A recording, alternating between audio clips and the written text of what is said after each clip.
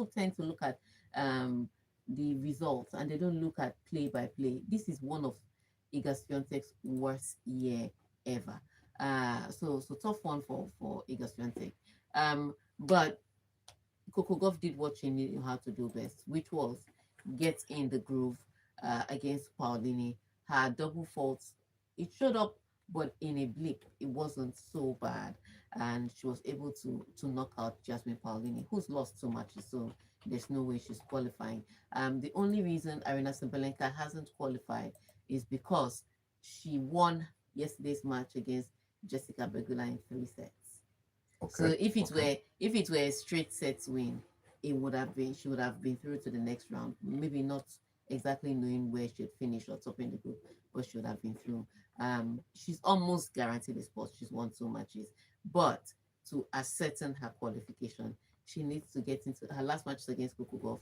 She needs to take at least 1 set to from Coco to win the group. So let's see how it works out for her. But I said it this season that when you look at Arena Sabalenka, it's almost certain that this is her year. There's a way she's been playing. That was her 61st win of the season. 61st Oh match win wow. of the season. There's a way she's playing this year that you just know that it's her time to win the WTA final. She's been runner-up before. It's her time to win. Mm. As per John Cena, her time is now.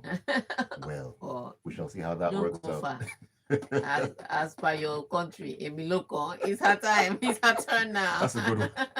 Talking about Arena Sabalenka, well, as you know, world number one, she will take on Australian maverick Nick Kyrgios. Kyrgios, I beg your pardon, in a Battle of the Sexes exhibition match in Dubai on December 28th, according to an announcement made by organizers on Tuesday. Yeah, one of the dumbest things I've seen. Yeah, again, if they are faffing around or sorry, wrong language, playing around, if that's okay. But battle of the sexes, there is a reason men and women don't play the same sport together. It's just physiological differences. You don't do that. And it walks the comment backwards because you're talking when we talk about equal pay or equal opportunity, people bring up this thing that women can play the sport like men can, Right. and we cannot because we are two completely different people. I tell people all the time, when you start making these arguments about men and women, put Floyd Mayweather in the same ring with Alexander Usyk. They are both great boxers, have you? Why don't they fight both the same weight? Because one person's body is bigger than the other person's body Correct. for simple reasons, and they are both men. You can't say Floyd Mayweather is less of a man Mm. because he's fighting featherweight and he's undefeated. So for those same reasons, men do not compete with women. It's the same reason why we're trying to get all the trans people out of women's sports. I tell people you can call yourself whatever you want. If you are if you say you're a man or if you say you're a woman, it's okay. But when it comes to playing sports, we will look at your biology and determine where you fit. And so to have this is just walking it back. I know it's not the first battle of the sexes we've had. We've had the Margaret Court one where she just came out and said, "Oh, I just want to play." Then we had the Billie Jean King one, Mm. and so both of them played the same man, but Margaret Court lost, Billie Jean King won, and then and now we're having. There was a time Murray was saying, "Oh, I want to play Serena. I know that she'll beat me." And Serena was like, "No, No way, no Jose. way. I'm not going to beat you." Again, it's for the same reasons. And so in just doing this is just walking the sports backward because one of two things will happen. He'll either get on court and decide to play light, which is insulting, Mm. or he'll get on court and play to his strength and bring out an insulting result. So Either way, not a win-win. it's not if they were playing around in the privacy of their backyard, fine, but battle of the sexes should never happen. It actually walks the conversation of women's sports development backwards. You just wonder what the thought process about this actually is. Oh, they're having fun. Sabalenka likes to have fun. Ah, okay, until she loses and then she begins to say certain things. No, she wouldn't. She's one of those other people. There's some people on the tour that actually say yeah, we shouldn't be getting equal pay. But when they win the Grand Slams, they collect the equal pay. But they say no, we shouldn't get it. It's the most ridiculous thing. Human She's nature. one of those people. Yeah. Human nature is a wonderful thing. Anyways, from tennis, let's jump into football and the Champions League. One of the games that we touted on Monday as a must watch, PSG versus Bayern Munich. Well, Luis Diaz scored twice and was then sent off, crazily, as Bayern Munich maintained their perfect record this season with a statement 2-1 win away to PSG on Tuesday in a glamour Champions League tie marred by a first half injury to Achraf Hakimi. Yeah. So that's when I saw the injury, I was just like, Morocco. Because sometimes when I'm watching certain footballers, I don't even think about their club size again. No, Mm. PSG is none of my business. Nations Cup is next month. Nations Cup is next month, and he's playing for the host country. I'm just like, what kind of injury is this? What poor timing? The star of the show. He did the video uh, for the Morocco Mm. for the AFCON welcome to Morocco and all of that. Their country, and then he's now injured. How do you have an African Cup of Nations without Ashraf Hakimi? Starboy. Starboy. So for me, that was the biggest one. Ousmane Dembele walking off. I'm just like, I think the Ballon d'Or after Messi and Ronaldo is jinxed. Once you win it, you pick up an injury. So it's not, yeah, it happened to Rodri.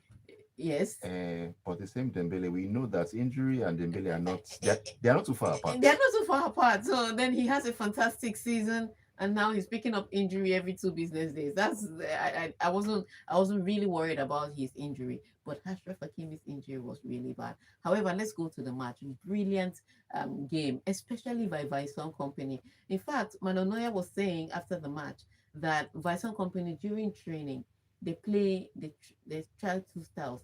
They play with one man down and they play with one man up so that they prepare for situations like that. And it made sense to me because Vice Company was one of those coaches I thought did not pay enough attention to to the defense of his team, the same way Xabi Alonso Mm. hasn't really. But to hear that he started doing that with Bayern Munich was impressive because that was one of the problems I had with him early days in Bayern Munich. Right. Especially after he left Burnley the way he did. Defensively, his teams were a bit questionable. So to hear that he trains with one man down and one man up during to prepare for situations like this was beautiful. And it came to the fore because when Diaz picks up the red card, this red card that was turned to a straight red card, I thought it was going to be an interesting second half. I thought this match was legit going to turn and PSG was going to win. But they struggled because the way that Bayern Munich set up ultimately they didn't concede a goal. So brilliant one there. But for that Luis Diaz yellow card, it's a tricky one. And I say this with understanding the laws of the game. It's a tackle from behind. It's rash. But I think that VAR gave the yellow card for the consequence of the tackle, not for the tackle itself. So when you look at the tackle, he's yes going for the ball and he's tackling from behind. So ultimately, if you foul somebody like that, it's going to be a yellow card. Right. But I think because the footballer's leg was caught under his thigh, Mm. which for me is a consequence of the tackle. And there's no rule for giving for the consequence. There's rule for giving for the reckless tackle itself. And so for me, it's not a yellow card. It's not a red card. It's a yellow card, but not a red. But hey, VAR called to look at it. And once you see a player's leg under another player's thigh, you're just like, you want to break his leg? So red card. So I mean, you can argue for and against, but I understand why the red card was given.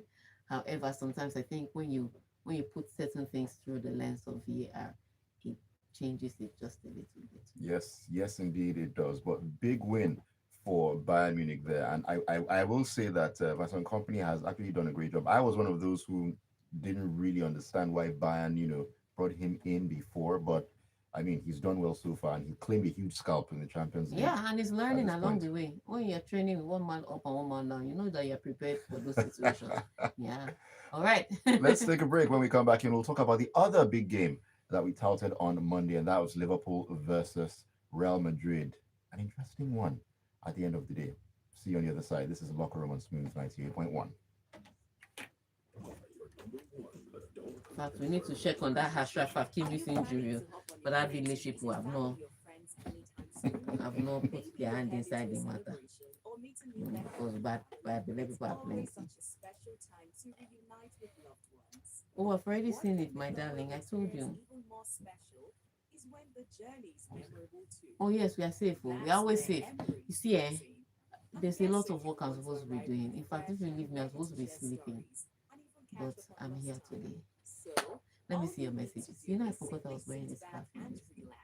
You look posh. I know. I look French. Now that's the what do they call this thing? Berry in the mist. That's all. I don't know. Oh, French. Oh.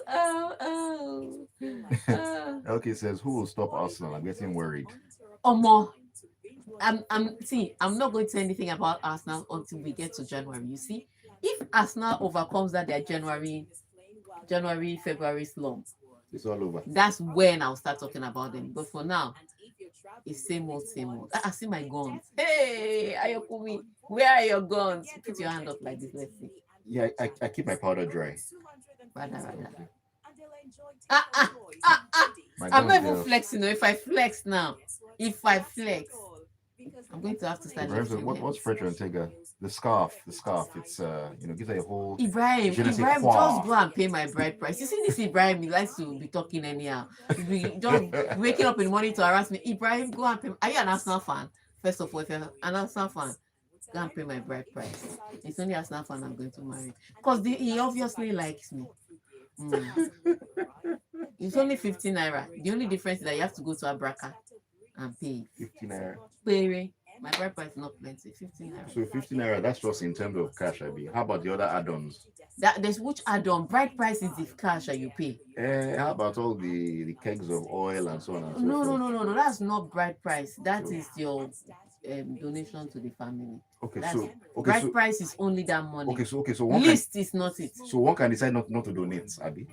How can you go? Can you go and see the gods without offering something? No, because you said bride price is 15 No, naira. So bride price is just the price. okay, so That list is different. okay, so after paying the bride price, what next? You can see the community. There's age group list. The age group now. Then mother and her mother's list. Then the family. You can't go to your in-laws empty-handed now. Can you go to meet your in-laws for the first time? You now be going empty-handed. I don't like the way it could be. Bride price is only the money, sha.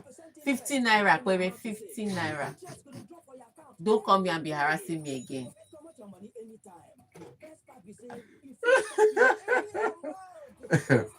It reminds you of a player's contract. He's collecting 100K a week.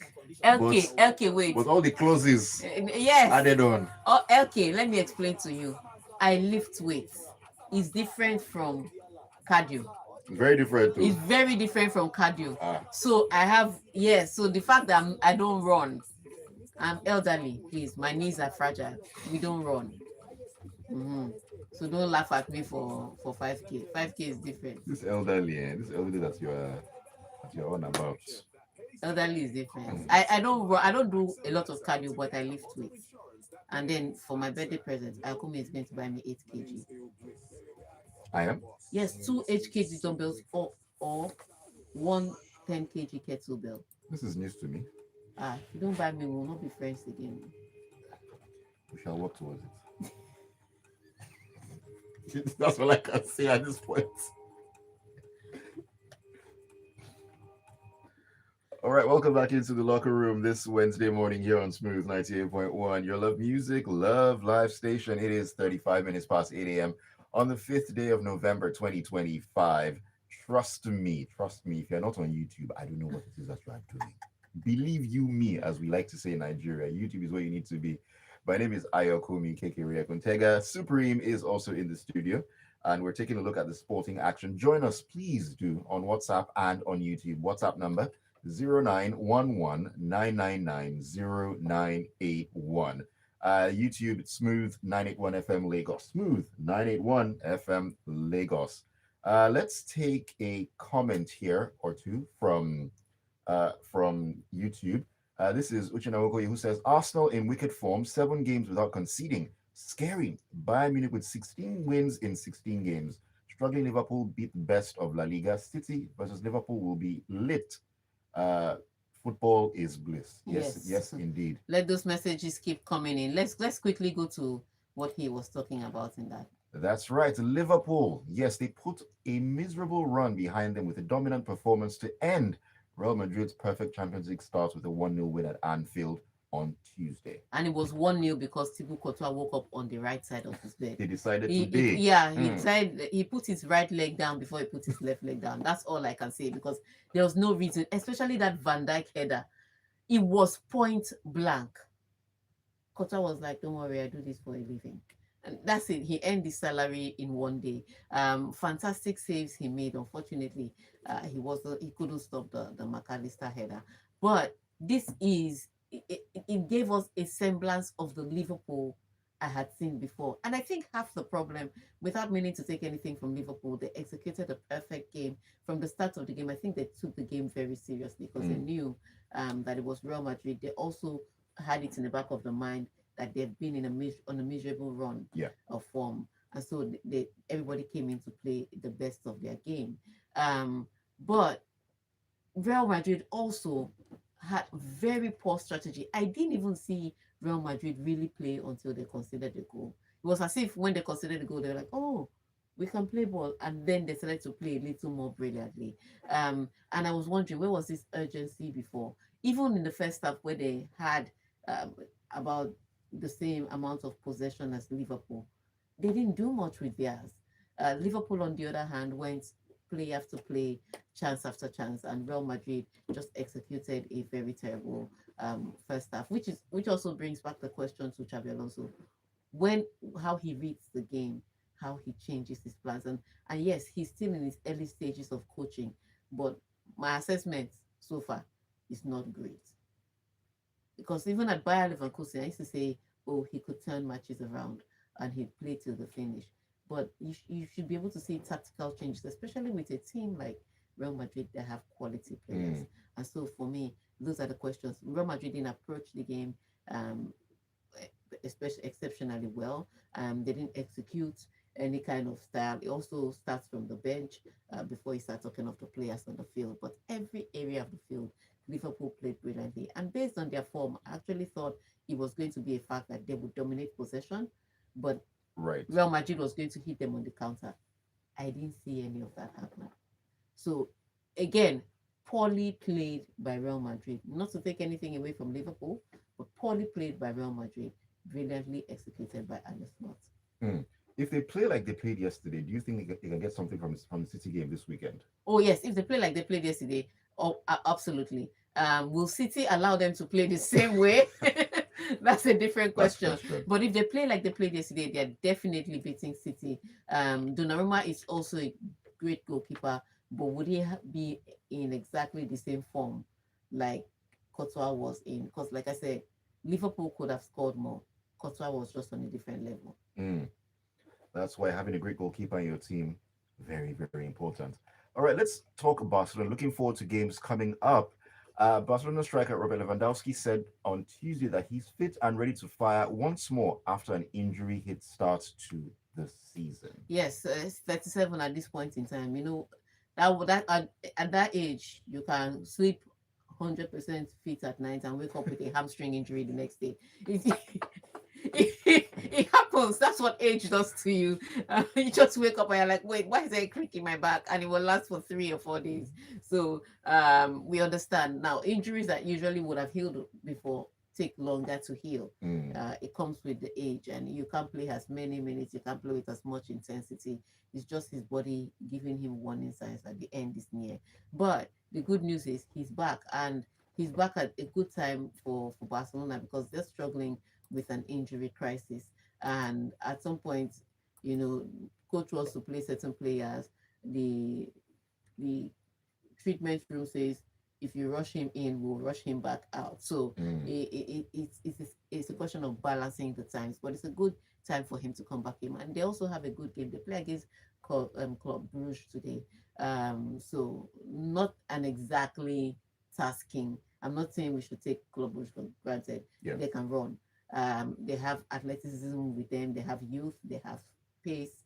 And so when you look at the Barcelona high line and you look at the vulnerability in Barcelona's defense, that team can actually take advantage of that with a quick counter, which is what they're capable of doing. So let's not take them for granted. However, in the when you look at both teams on paper, it's a team that would give them ease of play. Let me put it that way. So they can't take them for granted, but it's not going to be as tough as playing, say, a Real Madrid or a Liverpool Right. or Right. one of the other former winners of the competition. Huh. It's going to be interesting this evening. All right, let's talk about Manchester City from a Dortmund perspective. As their midfielder Pascal Gross said Wednesday's Champions League opponents, Man City, are more beatable now than during his time in England. Is Oh, that true? well, they've been beatable from last season. He's right. Because when Pascal Gross was playing in the Premiership, that was when Manchester City was winning leagues back to back, and they were daunting. But after last season and the start of this season, where they've had a mixed basket of fruits, and teams are beginning to believe that if we set up right, we can beat Manchester City, and they're not wrong. So it's the kind of thing. That's why we say when you're in poor form, you know how they say it in the village: when the roof is on the ground, that's when goats can climb it, and goats cannot climb the roof when the house is still standing. And so that's what's happening. So teams are looking at you when you're in a poor run of form, or when you give away certain questionable results. It emboldens teams Yeah. that to come and attack you. And that's the psychological advantage you have for winning matches. When you win matches, psychologically, you've already had a leg up against your opponents because they are afraid of you. But now there's no more fear. And so Dortmund is going to come out today against Manchester City saying, you're vulnerable. We can get one or two. If we can get one or two goals, we can do this match. And when teams come out a little more confident, it makes the game more interesting. They shouldn't be too overconfident, because Erling Haaland is still scoring goals. For fun. Scoring goals for fun. All right, this will be an interesting evening or interesting night of Champions League football. Let's come back to the continent and talk about the Women's Africa Cup of Nations. Now, it's to be increased from 12 to 16 teams at the next tournament in March, according to the Confederation of African Football. Yes, so the increase is good because, like I said, women's football development is going exponentially across the globe and across the continent. But here is where the problem is. So you know that they played the qualifiers last week. Was it last week or the week before? Last week, and 12 teams qualified, including Nigeria. Of course. We're going to defend the title. Now, usually they're supposed to, like the men's side, there's a playoffs to Mm, go through. mm. The women's side, they gave the four teams according to ranking, FIFA ranking. according to FIFA ranking. Ah, So people, teams like Benin are saying, but we've struggled so hard to build our football. Why weren't we given an opportunity, to say play for a sport? They don't get to go. So teams like Cameroon, Egypt, Ivory Coast, and Mali will now be added to the teams that qualified based on their FIFA ranking. And I understand it. In order to put all these matches, is money. There's not enough money to create the competition the way they want to create it, at least for now. at least for now. So women's football is developing exponentially, yes, but the commercial is still improving. It is not there yet. So to say that we're going to do this amongst the we're going to do it like the men's side where we do playoffs, or we do it, or we're going to do second best place teams. We don't have that opportunity. So I understand the controversies, I understand the tears, but hey, there's not much CAF can do. Let's take those messages because we're out of time. All right, let's take your messages. Let's see here who's talking to us. This is, well, it says Esquire, if I get that correct. Yeah, Esquire, yes. Arsenal has not been involved with the red card this season, both for and against. This time last season, PGMOL had happened. Last season, Arsenal was the Chelsea And of this. Tayo, I wouldn't read the first part of your message. It's not for me, mistake, Tayo. He says football can be so cruel. So we're to pray for Madrid, not Liverpool. Get well soon, Hakimi. It's very sad to be injured at such a crucial time. Rafinha was having a meltdown on social media. I hope he's okay. I'm sure David Ryan doesn't shower after games because haram football is working. Lewandowski, I hope the engine isn't faulty. Raise up. No raise too much, No or result too else. much. Is 37. Emeka says Arsenal are producing more clean sheets every week than my dry cleaners. The problem now for many teams isn't how to beat Arsenal; it's how to score against them. My prayer goes to Hakimi. That injury doesn't look good. Clearly, he'll miss the AFCON, which is sad for him. Courtois showed why he's the best keeper in the world. His defense only let him down. And this is AY Oniniru who says, I'm going to drift a bit off topic today, but why is the captain of the Portuguese national team saying in a recent interview that winning the World Cup is not a dream? What kind of example of leadership is he giving to his national teammates? No, if he says it's not a dream, Personal i- dream, if perhaps. I don't if know. he's saying it's not a dream, it will belittle the because he's trying to make people think call him the goat. That's what this whole discussion is about. He's saying how can you determine the greatest of all time by a tournament that they just play 7 matches? And the World Cup is not a big deal. They So if he play.